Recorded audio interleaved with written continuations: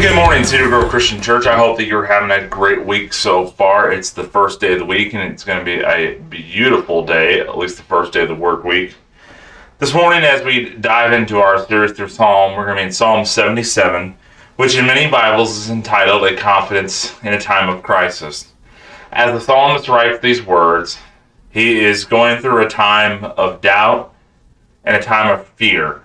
And often in our lives, we will encounter various trials and tribulations that will test our faith.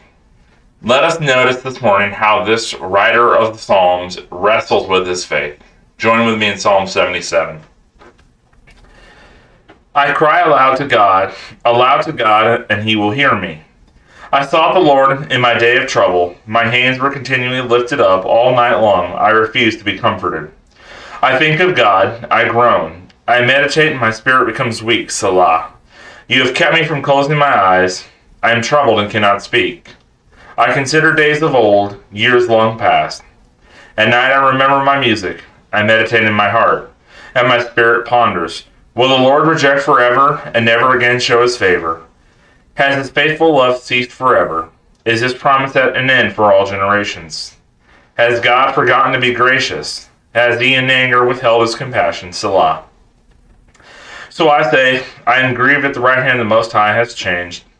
I will remember the Lord's works. Yes, I will remember your ancient wonders. I will reflect on all you have done and meditate on your actions. God, your way is holy. What God is great like our God? You, God, are the God who works wonders. You revealed your strength among the peoples. With power you redeemed your people, the descendants of Jacob and Joseph, Selah.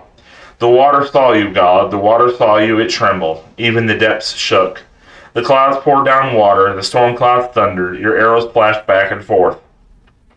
The sound of your thunder was in the whirlwind, lightning lit up the world. The earth shook and quaked. Your way went through the sea and your path through the vast water, but your footprints were unseen. You led your people like a flock by the hand of Moses and Aaron. So as the writer of the psalm is wrestling with his faith and struggling with what to do in his time of affliction, he's asking some very real questions that I think and many times in our lives, if we are honest, we have asked as well. Lord, where are you? Have you abandoned me? Have you stopped loving me? What have I done to alienate myself from you, Father? But notice as he goes through the psalm, as he pens these words, that internal wrestle that he's going through, he chooses to rely on the fact that God is good and God is gracious. He focuses his attention on remembrances of what God had done throughout the history of the nation of Israel. How God had delivered them through the crossing of the Red Sea.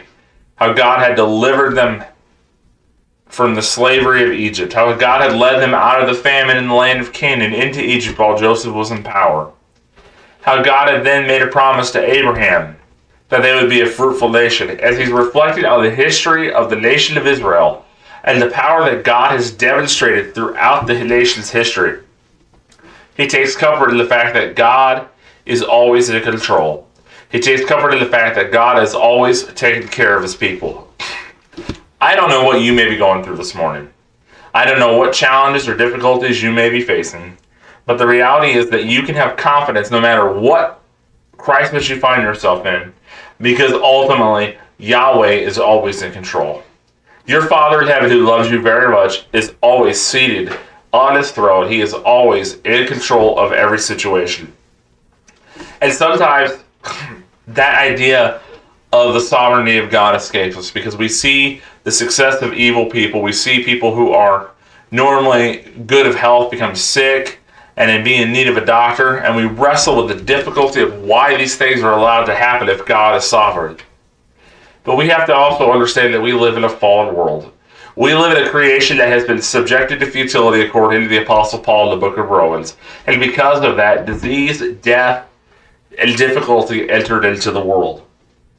But notice what the psalmist says. Look at how he praises God, even in the midst of his adversity and difficulty, even though he's having doubts. He says in verse 10, "So I say, I am grieved that the right hand of the Most High has changed. So he believes that God has changed his mind, changed his opinion of the people of Israel. But notice what he says in verse 11. I will remember the Lord's works. Yes, I will remember your ancient wonders. I will reflect, in verse 12, on all you have done and meditate on your actions. Because in verse 13, God, your way is holy. What God is great like God? So what God is great like you? There are no other gods like you, is what the psalmist is saying. You are great in power. You are great in majesty. You are great in faithful love. There is no one like you. Because you are the God, in verse 14, who works wonders. You revealed your strength among the peoples. With your power, you redeemed the people. And there it's the heart of the matter. No matter what we may be going through, we can take confidence in the fact that we have been redeemed by the power of God. And the adversities and difficulties that we face here and now are just temporary. Church, I want to encourage you this morning to continue to walk with Jesus Christ, no matter the adversity or difficulty that you may suffer, because you are redeemed. Let the people of God say so. Have a great day. God bless. That's all I have for you this morning. I pray that you continue to experience the grace of Jesus Christ.